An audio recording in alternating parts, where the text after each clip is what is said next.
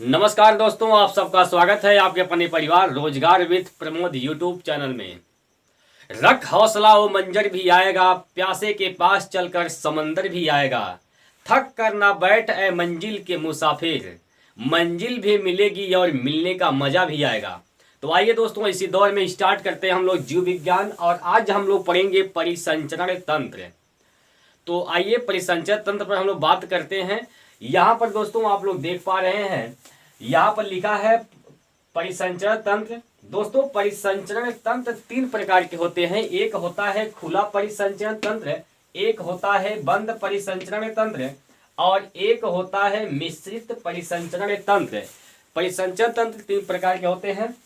दोस्तों खुला परिसंचरण तंत्र किसे कहते हैं, कि क्या होता है खुला परिसंचरण तंत्र? तो आप लोग याद रखेंगे, खुला परिसंचरण तंत्र में रक्त वाहिकाएं नहीं होती हैं, यानी नसें नहीं पाई जाती हैं।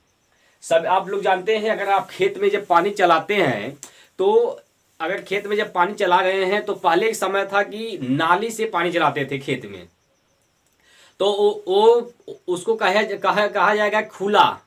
पानी पूरा खुला हुआ चलता था तो उसे खुला कहा जाएगा। तो उसी प्रकार जिसमें नस नहीं होगी उसे खुला परिसंचरण तंत्र कहा जाएगा, यानी जिसमें रक्त पूरे शरीर में वैसे ही घूम रहा होगा, किसी प्रकार के नस में नहीं घूमेगा, तो उसे खुला परिसंचरण तंत्र कहेंगे।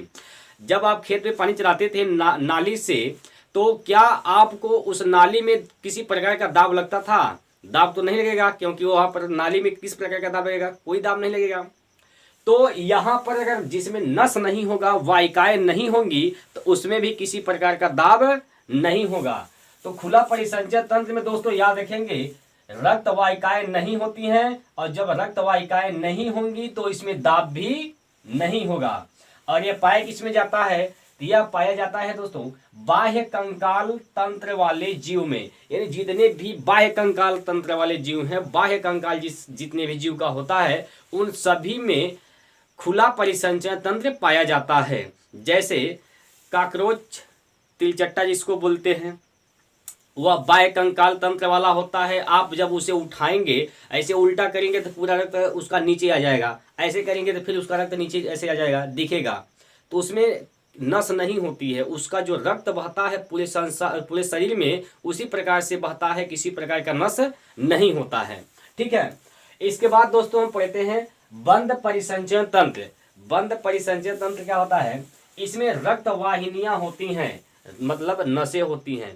देखिए आज के समय क्या है, अब खेत में जब पानी चलाते हैं, तो आप पानी जब चलाते हैं तो अब आप लोग पाइप के माध्यम से पानी चलाते हैं, फीता जिसे कहते हैं, फीता लगा देते हैं, इंजन में फीता बांध देंगे, पानी पूरा चल जाता है। तो जब फीता से पानी चलाएंगे तो उसमें जब पानी जाएगा तो उसमें प्रेशर होगा, दाब लगेगा ही लगेगा। तो उसी प्रकार जब रक्त वाहिनियां पाए जाएंगी शरीर में, तो उसमें से रक्त जब जाएगा तो रक्त वाहिनियों में दाब होगा, तो इसमें दाब होता है। और यह पाया जाएगा किसमें? अंतः कंकाल तंत्र वाले जीव में, जिसका शरीर अंतः कंकाल तंत्र का बना होगा, उसमें यह बंद परिसंचरण तंत्र पाया जाएगा। ठीक है, ऐसे बहुत सारे जीव हैं। मनुष्य में भी नसें होती हैं, मानव में नस के रास्ते रक्त का संचार होता है, अंतः कंकाल तंत्र वाले जीव हैं। इसके बाद दोस्तों होता है मिश्रित परिसंचरण तंत्र। इसमें क्या है, कुछ हिस्सों में रक्त वाहिनियां होती हैं, अब कुछ हिस्सों में रक्त वाहिनियां नहीं होती हैं। कुछ हिस्सा में रक्त वाहिनी होगा और कुछ हिस्सा में रक्त वाहिनी नहीं होता है। जैसे मछली, इसमें आप लोग याद रखेंगे एक जीव का नाम मछली। मछली जो है, मछली में मिश्रित परिसंचरण तंत्र होता है। ठीक है, आशा करता हूं समझ में आ गया होगा। धमनी में क्या होता है, शिरा में क्या होता है? दोस्तों धमनी जो होता है वह मनुष्य के शरीर में या जीव के शरीर में जो सबसे गहराई में होता है वही होती है धमनी। धमनी कभी ऊपर नहीं होती है, धमनी हमेशा गहराई में होती, अंदर होती है। जैसे जब बाजार में बकरा जब कटता है तो बकरे का कसाई धमनी ही काट रहा है, रेतता है धमनी, खूब ज्यादा हचचा खून फेंक देता है ना, तो वह धमनी ही काटता है। धमनी में रक्त का प्रेशर बहुत ज्यादा होता है। यहाँ से जब कटेगा, जब गला इसे रेतता है बकरे का, तो वहां से खूब रक्त बहुत प्रेशर में निकलता है। तो धमनी में रक्त का प्रेशर बहुत तेज होता है, 120 mmHg होता है। समझ रहे हैं ना?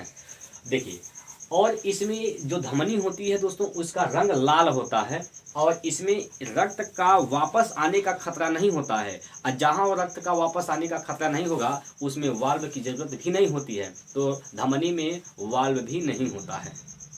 ठीक है, देखिए धमनी में हमेशा शुद्ध रक्त बहता है। शुद्ध रक्त का मतलब होता है ऑक्सीजन युक्त, उसमें ऑक्सीजन मिला रहेगा। और ये धमनी जो होती है यह रक्त को हृदय से शरीर की ओर लेकर जाती है।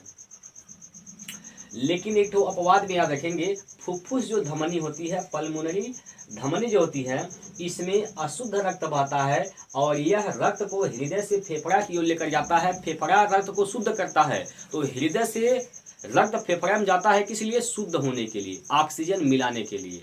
बात समझ रहे हैं ना इतनी बात? चलिए इसके बाद है वेंस यानी शिरा। दोस्तों शिरा का जो प्रेशर होता है वह बहुत कम होता है। बहुत कम मतलब 80 mmHg होता है। ठीक है, 80 mmHg होता है। तो इसमें जो है इतना कम प्रेशर होता है कि रक्त वापस भी आ सकती है। तो जब वापस आ जाएगा तो बहुत बड़ी दिक्कत हो जाएगी। वापस तो आना नहीं है, वापस नहीं आना चाहिए। तो जब वापस आ जाएगा तो रक्त को वापस न आए उसको रोकने के लिए उसमें लगा देते हैं वाल्व। जैसे पाइप जो होता है, हैंड पाइप जिससे पानी निकालते हैं, तो देखिए उसमें वाल्व लगा होता है। जब पानी पकड़ लेगा तो पानी नीचे न जाए इसलिए नीचे से लगा देते हैं वाल्व। ठीक, तो उसी प्रकार शिरा में भी लगा देते हैं वाल्व, जिससे कि रक्त एक ही तरफ बहे, पीछे ना आए। इतनी बात क्लियर है? चलिए, और इसका रंग होता है हरा नीला।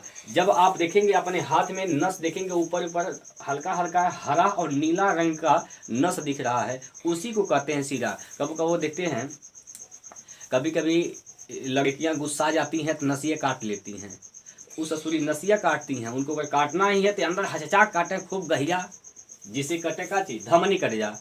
धमनी कटेगा तब न पूछेंगी नस का हाथ काटने का मतलब क्या होता है। तो उस लोग क्या काटती हैं? शिरा काटती हैं। ठीक है ना? तो शिरा में दोस्तों रक्त जो है हमेशा अशुद्ध बहता है। अशुद्ध का मतलब उसमें कार्बन डाइऑक्साइड मिला रहेगा।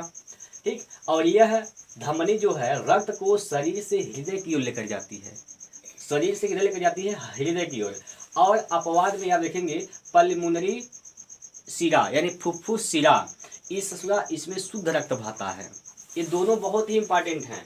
फुफ्फुस धमनी और फुफ्फुस शिरा परीक्षा की दृष्टि से दोनों इंपॉर्टेंट हैं। पूछता है कि फुफ्फुस धमनी में किसमें अशुद्ध रक्त बहता है? तो अशुद्ध रक्त किसमें बहता है?